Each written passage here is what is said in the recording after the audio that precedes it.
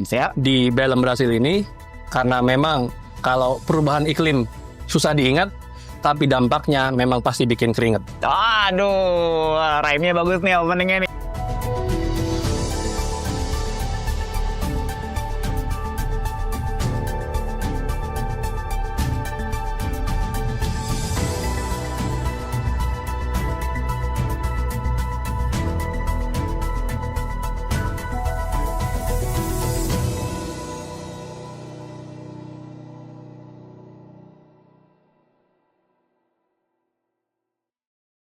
Assalamualaikum warahmatullahi wabarakatuh. Selamat pagi waktu Belém, Brasil. Dan kalau tidak salah teman-teman di Jakarta sudah sore hari. Dan kita jumpa lagi. Dan senang bisa berkumpul dan menyapa warga Indonesia yang ada di Jakarta.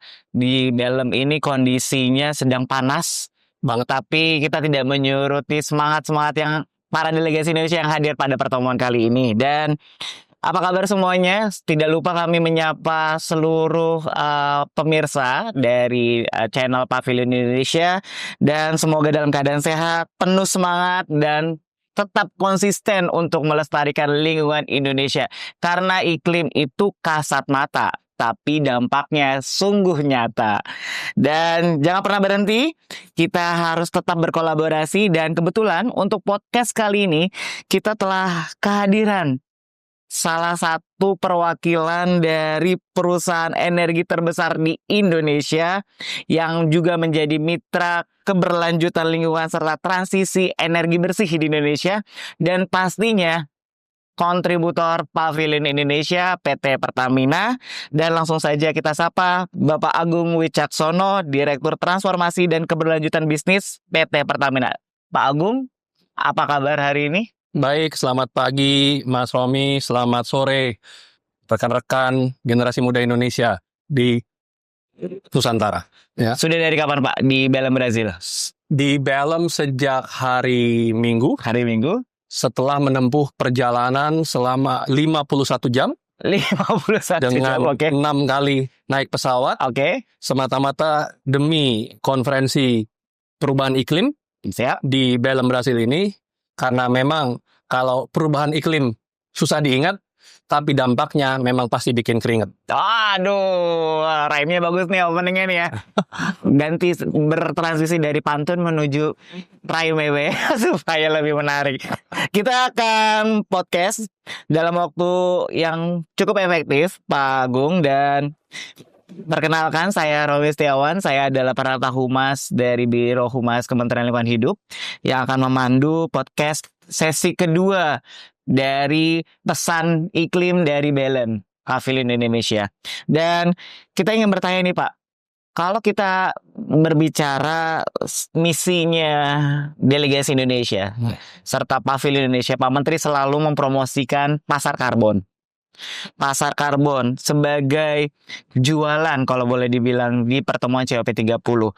Sebagai perusahaan energi milik negara yang menjadi pemain utama di sektor ini, bagaimana Pertamina menangkap momentum ini, dan bagaimana juga Pertamina mengintegrasikan komitmen pasar karbon Indonesia dalam proses bisnisnya di Pertamina? Ya. Jadi yang pasti delegasi Indonesia adalah termasuk Pertamina.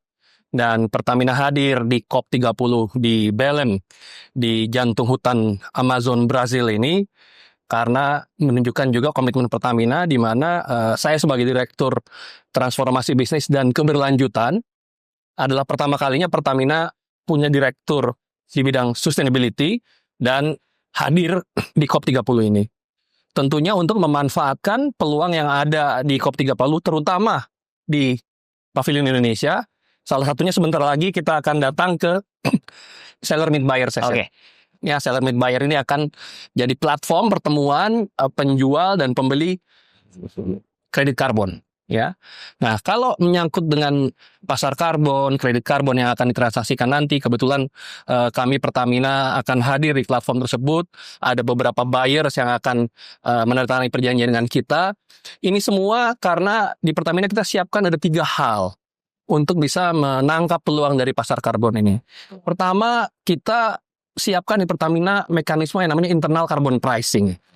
Jadi dengan internal carbon pricing, maka keputusan-keputusan investasi di Pertamina ini akan memperhitungkan nilai ekonomi karbon di dalamnya, dan karenanya akan mendorong bagaimana bisnis yang sifatnya rendah karbon, efisiensi energi itu dijalankan.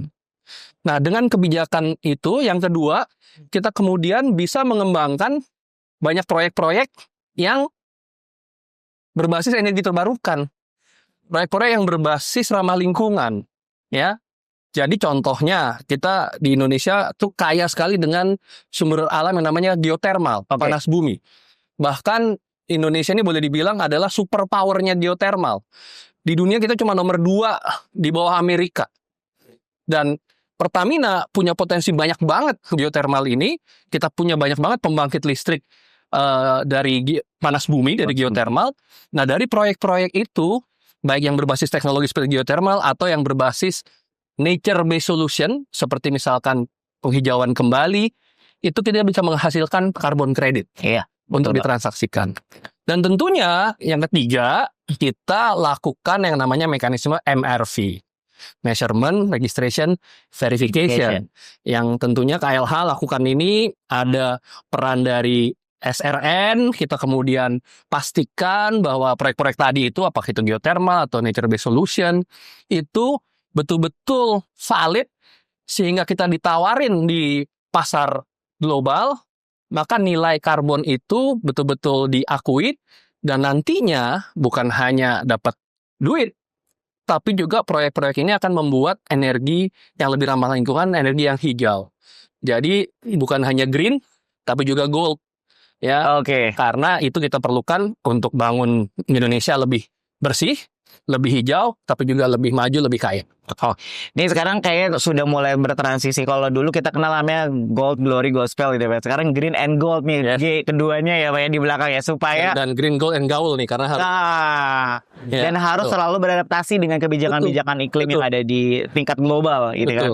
Nah, boleh kita langsung tarik Pak, sebegitu kuatnya komitmen Pertamina terkait dengan komitmen di pasar karbon di Indonesia, dan ternyata serumit dan sekompleks itu untuk mempersiapkan karbon kredit yang ada di Pertamina. Sekarang kita akan masuk, kita bridging ke long term strategi for low carbon and climate resilience yang dimiliki oleh Indonesia di net zero emission 2060 dan LTS LCCR itu di 2050. Serta alhamdulillahnya Indonesia sudah punya second NDC, ya kan? Sudah disubmit, udah bisa kita akses tuh di negara lain, banyak yang belum, Indonesia udah masuk. Sudah submit. Dan saya sudah mengaksesnya juga di UNFCCC websitenya, dan banyak sekali optimisme dan ambisi yang ingin didapat di SNDC. Lalu bagaimana nih Pertamina menangkap SNDC ini? Karena saya melihat sektor energi memiliki peran yang cukup besar banget, dan ada lompatan dari NDC yang sebelumnya. Gimana nih Pak? Boleh diceritakan sedikit? Ya, betul.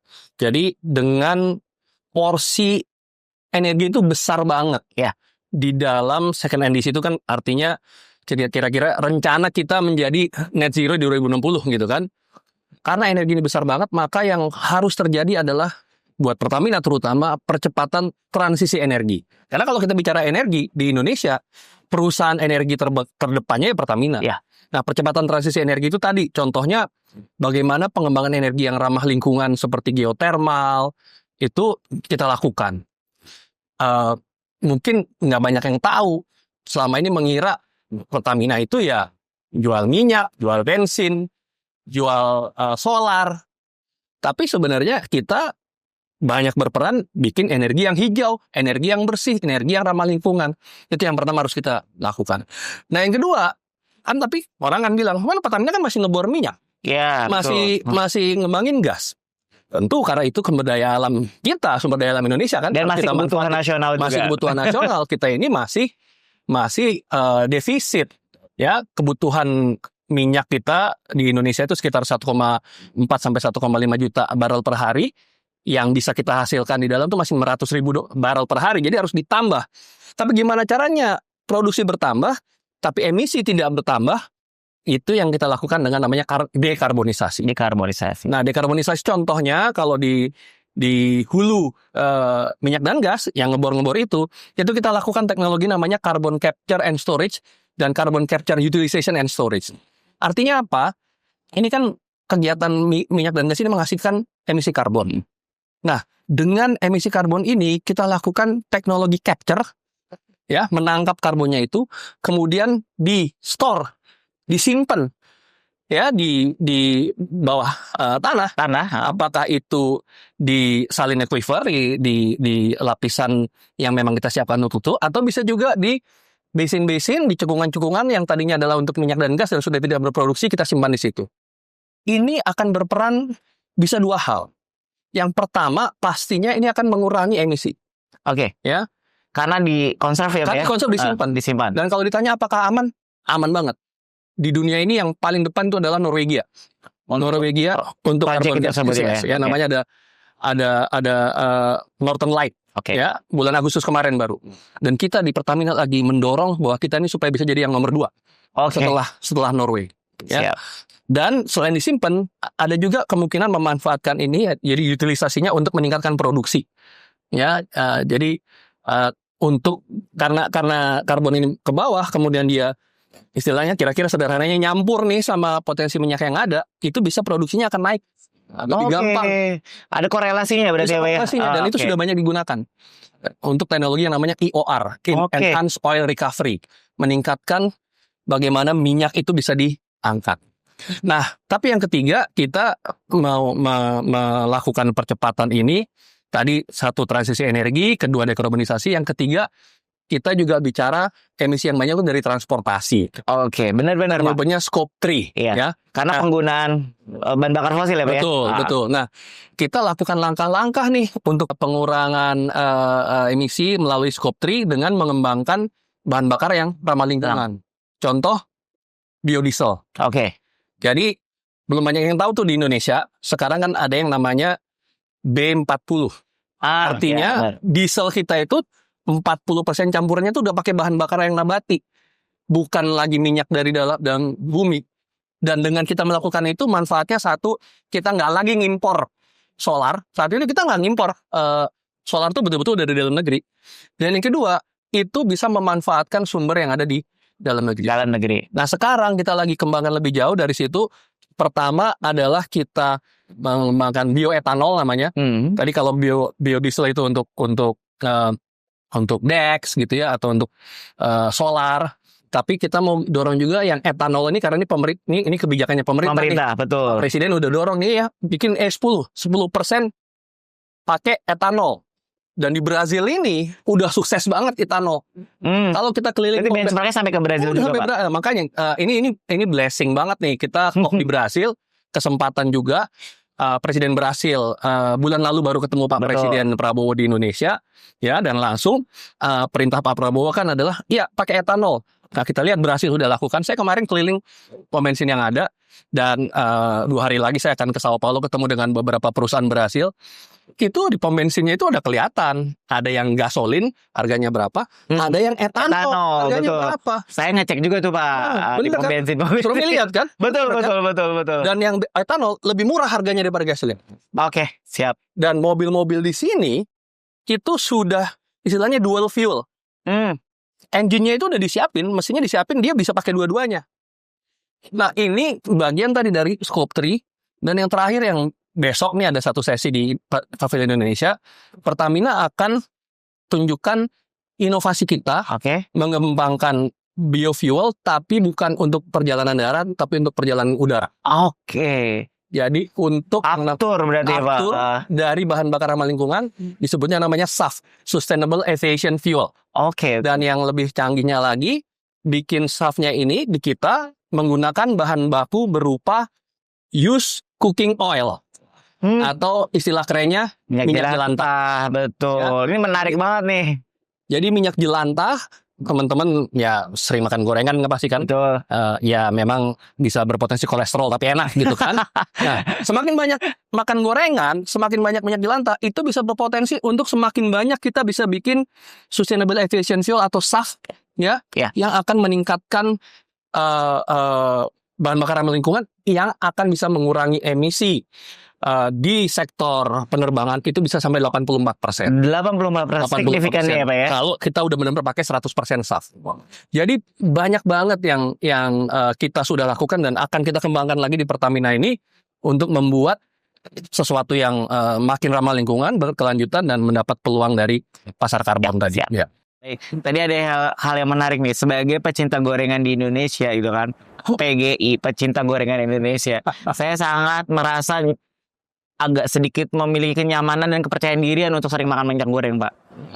Minyak gorengnya ternyata bisa diolah jadi bahan bakar pesawat terbang dengan teknologi kilang Pertamina menghasilkan Green SAF. Refinery namanya. Green Refinery di Cilacap. Di Cilacap. Ya. Oke, saya positif akan menasbihkan diri saya sebagai pecinta gorengan Indonesia dan untuk berkontribusi mendukung programnya Pertamina. Dan kita balik ke pertanyaan yang menarik nih Pak. Ada sebuah istilah bahasa dewa, triple planetary crisis. 3 ancaman planet yang melingkupi aspek pencemaran, polusi, polusi. Terus yang kedua adalah perubahan iklim itu sendiri, emisi, dan kehilangan biodiversitas. Nah, proses bisnis Pertamina, Bapak tadi menyampaikan ada di aspek geotermal, pengeboran minyak dan gas, terus juga ada upaya konservasi karbon, sangat berkaitan dengan 3 ancaman triple planetary crisis ini. Bagaimana Pertamina mengimplementasikan upaya-upaya menghandle triple planetary crisis di proses-proses bisnisnya, termasuk untuk melindungi warga sekitar operasional bisnis Pertamina? Ini bagus banget tadi ya, triple planetary crisis ternyata polusi, emisi, biodiversity dan perubahan iklim itu sendiri, ya? Betul Pak. Betul. Jadi yang pertama polusi dulu nih. Kalau orang melihat polusi tentu tadi salah satunya adalah dari transportasi, dari bahan bakar. Proses bisnis Pertamina ini yang mau saya angkat adalah sesuatu yang lagi banyak banget diomongin oleh masyarakat. Yaitu soal kilang. Jadi ini bukan karena Pak Purbayo dong ngomong. Tapi salah satunya kita senang banget Pak Purbaya, Pak Menkyu ini ngasih dorongan gitu ya. Pertamina mana bangun kilang? Ada 7 kilang katanya dalam 5 tahun dan betul Pak, kita sudah selesaikan 1 kilang. Kemarin 10 November tepat Hari Pahlawan, kilang RDMP Balikpapan sudah mulai berproduksi. Ya, teknologi RFCC. Dan salah satu produknya dari kilang Balikpapan ini akan menghasilkan bahan bakar ya BBM yang kita menyebutnya Euro 5 standarnya, Euro 5. Oh, udah naik level nih Pak jadinya ya? Betul. Ini lebih ramah lingkungan karena kadar sulfurnya, ya kadar belerangnya itu lebih rendah. Sehingga ketika dia nanti dibakar di mesin kendaraan, kemudian jadi gas buang, itu lebih rendah kadar belerangnya. Sehingga mengurangi polusi. Jadi Pertamina bukan nggak bangun kilang, justru bangun kilang dengan teknologi yang lebih baru lagi, yang lebih advance, Euro 5 ya, udah jadi kemarin 10 November dan ini akan terus bertahap, volumenya akan bertambah. Ya. Jadi kita apresiasi banget, memang ini kilang dibangun cukup lama karena nilainya 120 triliun ya, pembangunannya.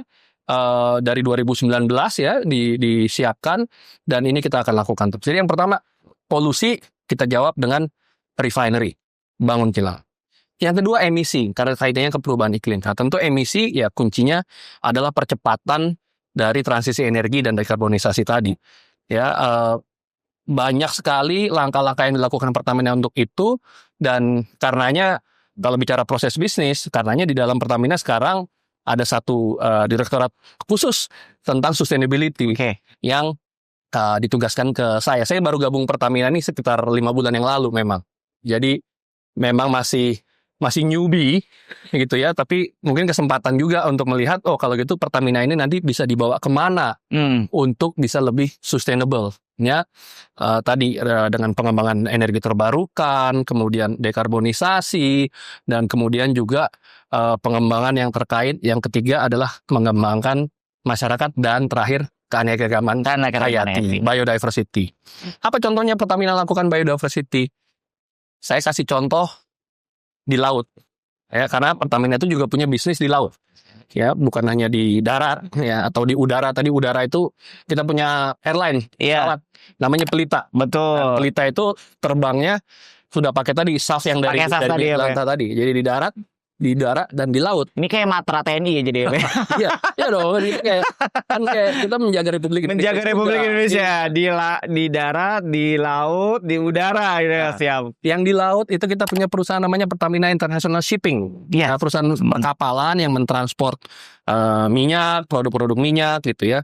Nah, salah satu kita menerapkan biodiversity di laut itu adalah bagaimana kita berperan untuk mengkonservasi misalkan ikan paus, ya whale shark atau ikan hiu paus ya. Oke.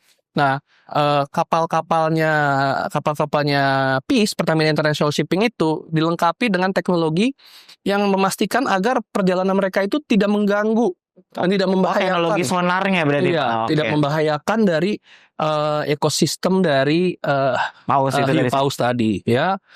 Kemudian juga di laut itu kita kembangkan dengan ini namanya blue economy. Oke. Ya, blue economy ini contohnya kita lakukan penanaman mangrove ya di sekitar lokasi proyek. Tadi kalau tadi shipping, tapi misalkan di kilang ya, di sekitar kilang itu di Cilacap tadi saya ceritain Cilacap tuh ke kilang tempat kita produksi minyak jelantah jadi SAF tadi, itu di sekitarnya kita tanam mangrove. Tanam mangrove di situ ada kampung kepiting namanya. Oke, menarik Ada sekali, kampung Pak. kepiting, mangrove dan kepiting itu berperan untuk tadi menjaga biodiversity dan masyarakat di sekitar Menerima kampung manfaatnya itu. Desa berarti, Pak, ya? Kutowaru namanya, Desa Kutowaru di dekat kilang Cilacap itu mendapat manfaatnya. Mereka bisa bikin area wisata di situ, wisata termasuk wisata kuliner. Dan yang menarik, yang ternyata banyak mendapatkan manfaat dari proyek itu adalah satu, para mantan anak buah kapal Indonesia yang kemana-mana melalang buana, tapi setelah mereka pensiun, mereka kembali dan mereka kerjanya hidupnya di situ. Dan yang kedua adalah para mantan pekerja migran. Oke. Ya. Kalau dulu kita menyebutnya TKW ya, Iya. di mana-mana. Ternyata kampungnya mereka di situ, dan ketika mereka kembali di situ, mereka punya kegiatan ekonomi yang dilakukan karena tadi ada penanaman mangrove, ada pengembangan kampung kepiting dan sebagainya. Para local heroes kita Iya. menyebutnya. Jadi 3 hal itu tadi, triple planetary crisis tadi, bagi Pertamina itu menjadi opportunity, jadi peluang.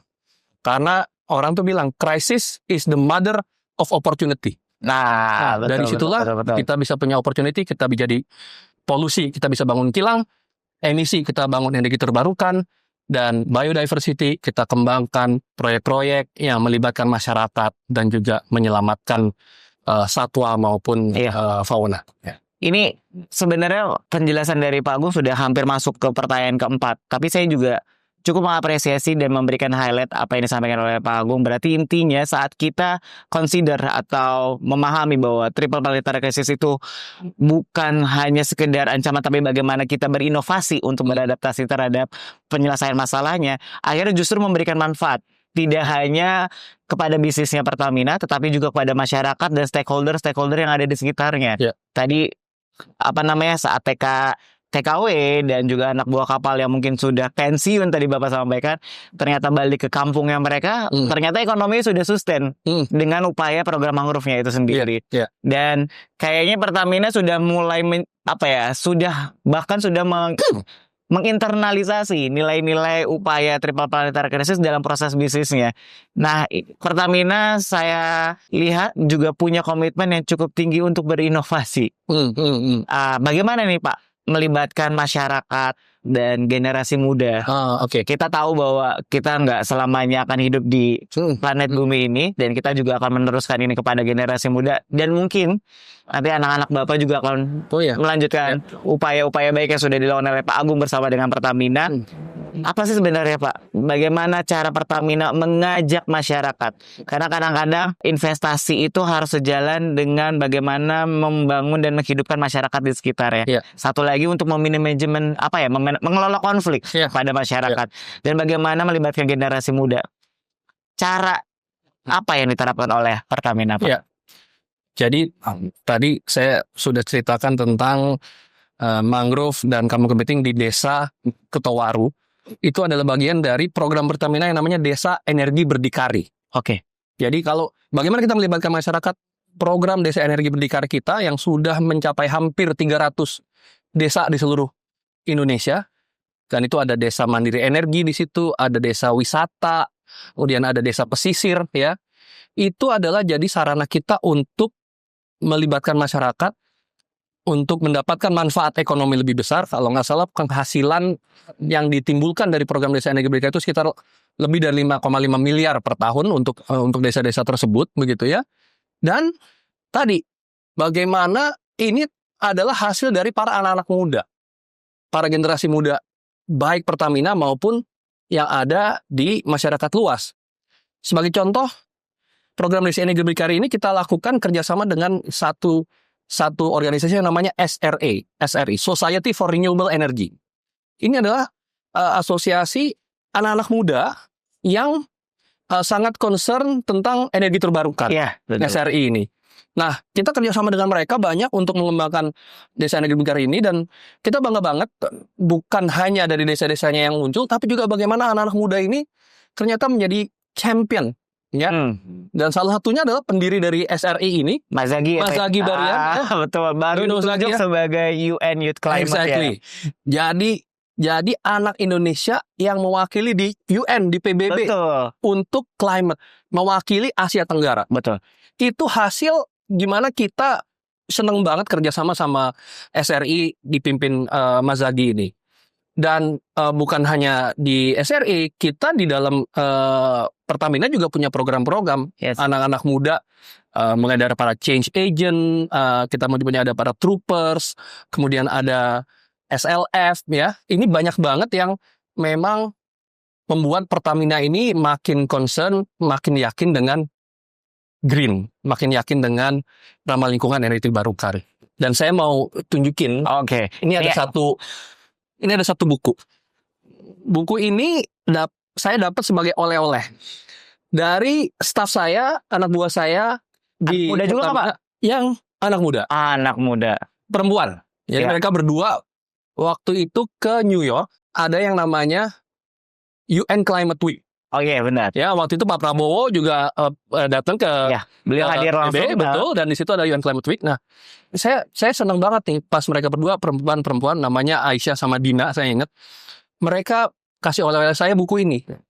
Buku judulnya Climate Change from A to Z. Dari A sampai Z, dan yang mereka pilihin buat saya itu huruf H. H itu apa?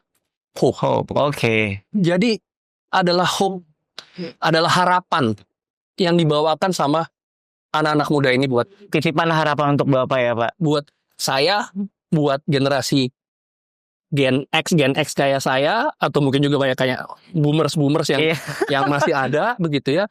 Dan ini dibawain oleh millennials dan Gen Z. Berarti kayak sebuah pesan yang nyata banget bahwa, dan kita hari ini ada di BLM untuk sebuah konferensi perubahan iklim. Pesan nyatanya adalah ini titipan dari mereka. Bumi ini bukan warisan dari nenek moyang, dari baby boomers, juga bukan saya sebagai Gen X atau Gen Y. Tapi bumi ini adalah titipan pinjaman dari para Gen Z, para Gen Alpha, dan generasi-generasi selanjutnya. Karena itu, konferensi perubahan iklim ini di BLM, di jantung hutan Amazon Brasil, penting banget. Ini sebenarnya kalau di Indonesia kita bisa bikin konferensi ini juga di IKN. Karena sama-sama kota hutan. Sama-sama kota hutan nanti ya. Forest City ya Pak. Forest City juga ya. Tapi yang paling penting adalah kita datang ke sini ya, 51 jam penerbangan, bela-belain karena kita ingin nunjukin kita Indonesia komit untuk perubahan iklim, penanganan perubahan iklim, dan Pertamina ikut berjuang. Bagian dari perjuangan tersebut ya Pak. Nih, mantap banget ya Pak. Kayaknya Pak Agung ini selalu mencermati apa yang disampaikan oleh Pak utusan khusus. Ya. Karena Pak utusan khusus Pak Hashim menyampaikan bahwa kita hadir di sini tuh bukan hanya sekedar bernegosiasi. Yes. Tapi bagaimana menyampaikan bahwa Indonesia sudah menerapkan leading by example. Exactly. Upaya-upaya baik, dan Pavilion Indonesia adalah jembatan untuk kolaborasi. Betul. Bahkan statementnya Pak Prabowo adalah jembatan hijau. untuk kolaborasi. Jadi ini kayak Pertamina udah siap banget, apalagi setelah ini akan hadir di sesi seller meet buyer, dan saya mendapatkan bisikan bahwa akan ada banyak MOU yang akan diterapkan. Saya doakan semoga sukses Pak. Thank you, Dan Mas Romi. program dekarbonisasinya juga mantap jiwa. Dan saya menyambung apa yang disampaikan Pak Agung. Statementnya bahwa kita nih baby boomers ya, Baby boomers ya. milenial ya kan. Kita ini sebenarnya kalau saya mendengar satu kata falsafahnya Swedia Pak, namanya lagom. Itu adalah hidup sederhana. Ya. Tapi bukan hidup melarat, Pak. Hidup sederhana sesuai dengan manfaat dan memberikan manfaat. Jadi Ada buktinya. kita ini meminjam bumi dari generasi yang akan datang. Jadi sebaiknya orang yang meminjam, berarti kita harus mengembalikan bumi kita dalam kondisi yang sama, atau bahkan kita memberikan hadiah yang terbaik karena kita sudah meminjam, dan yang kita pinjam dari generasi yang muda. Ini sebuah fakta bahwa climate change itu adalah sebuah motivasi seharusnya, sebuah dukungan kepada diri kita sendiri untuk bisa merefleksikan apakah gaya hidup yang kita terapkan ini benar, tepat guna, bermanfaat untuk diri sendiri dan orang di sekitar kita. Terima kasih Pak Agung sudah bersama kita, dan selamat menikmati Belem di waktu sisa perjalanan dinas ini, dan mudah-mudahan banyak sekali manfaat yang bisa diterima oleh rakyat Indonesia dan khususnya juga Pertamina sebagai mitra dari Pavilion Indonesia. Dan sampai jumpa kepada masyarakat Indonesia. Kita masih banyak sekali episode-episode tentang podcast Pavilion Indonesia, pesan iklim dari Belem Brazil, dan pastikan terus dan ikuti terus informasi COP30 di Pavilion Indonesia dan media sosial ofisial dari Kementerian Lingkungan Hidup, Badan Pengendalian Lingkungan Hidup. Dan wassalamualaikum warahmatullahi wabarakatuh. Saya Romi, izin pamit undur diri. Waalaikumsalam warahmatullahi wabarakatuh. Silakan Pak, terima kasih. Thank you.